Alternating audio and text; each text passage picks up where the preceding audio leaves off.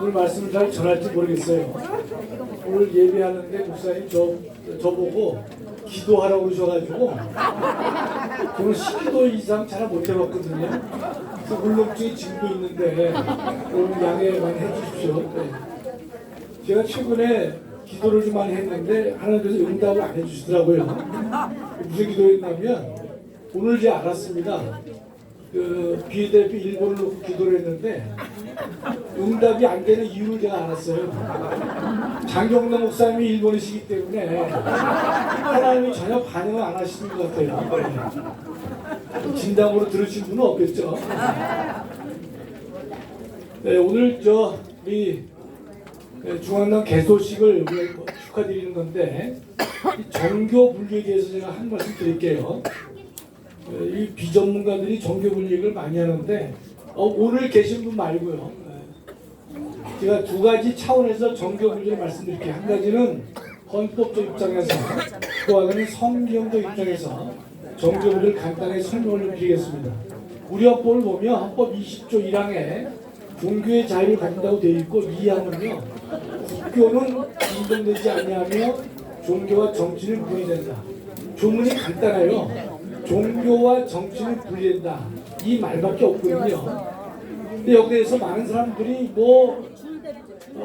이 정치와 종교가 어떻다 계속 말을 하는데 쉬운 얘기, 가장 쉽게 말씀드리면 이 정교분리라는 단어는 우리나라 헌법에만 있어요.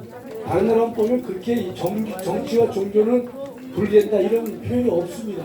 없는데 결론은 이런 거예요.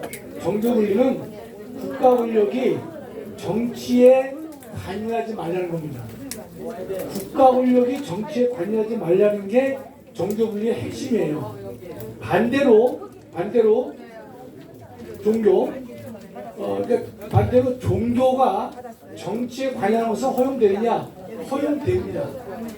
그러니까 국가 권력이 종교, 특히 교회가 될 것인데 교회에 관여하는 것 하지 말라는 거예요. 간섭하지 말라는 겁니다. 반면에 교회는, 종교단체는요, 국가 권력의 개입이 허용되고 있어요. 그럼 모든 학자들이 다 이렇게 일률적으로 말하고 있죠. 다만 주의할 것은 교회가 정치에 관여해서는 안 되는 측면도 있어요. 많은 분들이 모르고 있는데 교회가 정치에 관여해서는 안 되는 일이 하나 있다는 뜻이에요. 그게 무슨 건가면 예전에 중세 시대 때 보면요, 교회가 국가를 완전히 컨트롤했습니다. 교회가 나서서 이혼 재판도 주관을 했어요. 각종의 재판을 교회가 담당을 했습니다. 교회가 직접 국가 권력을 담당을 했다는 뜻이에요. 두 번째로는 교회가 국가 위에 있었습니다. 중세 때 그랬잖아요. 교회가 국가 위에 있었기 때문에 그 이후에 많은 학자들은 교회가 그런 측면에서의 행동을 해서는 안 된다는 것이에요.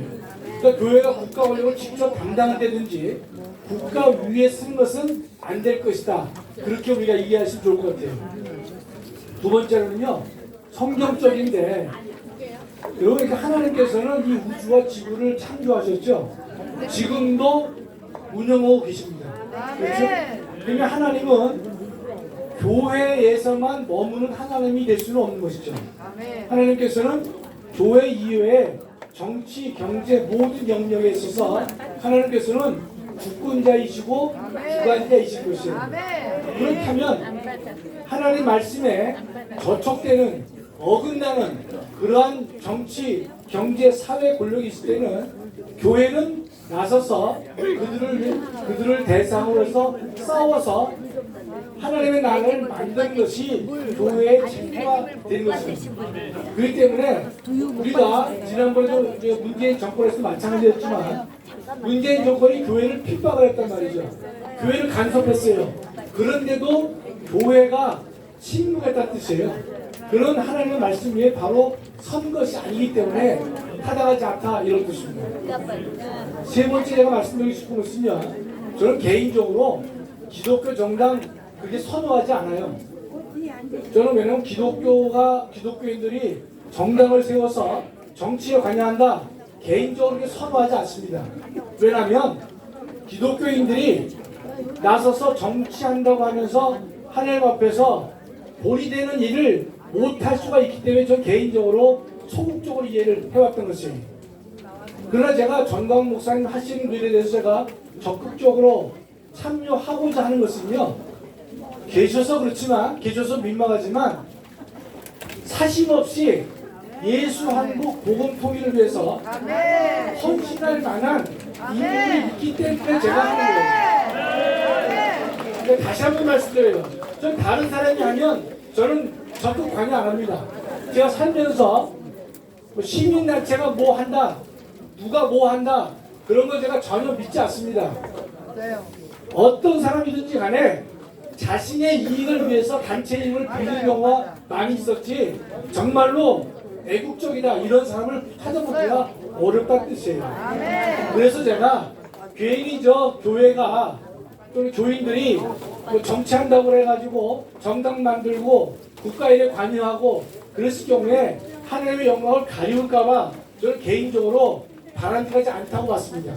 그러나 정말로 예수 한국 복음 통일을 위해서 목숨 걸고 헌신하는 그런 지도자가 있다면 우리는 과감하게 그 일에 함께 동참을 해서 한 끝까지 이주가 내 증인이 되라고 하는 게 주님의 말씀이신데, 그렇다면 예수 한국 복음 통일을 정당의 형태로 실현시키고자 한다. 우리가 전심전력을 다해서 이 일에 함께 동참을 해야 될 것이라고 믿는 것입니다. 감사합니다.